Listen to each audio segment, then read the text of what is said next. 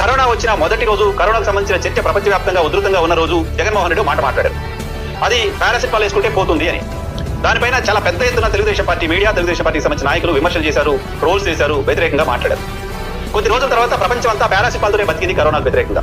Corona నుంచి కాపాడుకోవడం కోసం పారాసిటమాలే ఆయుధం అయింది. అంతేకాదు అదే సమయంలో జగన్మోహన్ రెడ్డి మరొక మాట మాట్లాడారు, కరోనా ఇప్పట్లో పోయేది కాదు, దీంతో మనం సహజీవనం చేయాల్సిందేనని. ఆ సహజీవనాన్ని బేస్ చేసుకుని కొన్ని లక్షల మీమ్స్ జగన్మోహన్ రెడ్డి వ్యతిరేకంగా సోషల్ మీడియాలో ఆయన వ్యతిరేక పార్టీలు పోస్ట్ చేశాయి. సహజీవనం అంటూ జగన్మోహన్ రెడ్డి మాట్లాడిన మాటల్ని తక్కువ చేసి, చులకన చేసి, హేళన చేసి మాట్లాడారు. కానీ ఆ తర్వాత 2 ఏళ్ల పాటు ప్రపంచం అంతా కరోనాతో సహజీవనమే చేసింది. జగన్మోహన్ రెడ్డి మాట్లాడిన ఆ 2 మాటలు ఆ సమయానికి హేళనగా, ఆ సమయానికి తప్పుగా, ఆ సమయానికి అవి నవ్వు తెప్పించేవిగా అనిపించినా ఆ తర్వాత ప్రపంచం అంతా అదే చేసింది, పారాసిటమాల్ వాడింది, సహజీవనమే చేసింది. సో ఇప్పుడు జగన్మోహన్ రెడ్డి గతంలో వైజాగ్ రాజధాని అన్నా, ఇప్పుడు మ్యావిగన్ అన్నా ప్రాక్టికల్ గా ఆలోచిస్తే రాజధానిని కొత్తగా నిర్మించాల్సిన అవసరం లేకుండా మనం పనిచేసుకోవాలి అనేది ఆయన ఇంటెన్షన్ గా కనపడుకోవాలి. విశాఖపట్నాన్ని రాజధానిగా చేస్తే 4 బిల్డింగ్స్ అక్కడ కడితే అది రాజధాని అయిపోయేది. రాజధాని డెవలప్ చేసుకోవడానికి, ఎక్స్పాండ్ చేసుకోవడానికి సంబంధించిన అవకాశం ఉండేది. సో రాజధాని మేము కడుతున్నామంటూ దానికోసం సమయాన్ని, డబ్బుని వృధా చేసుకోవాల్సిన అవసరం ఉండేది కాదు.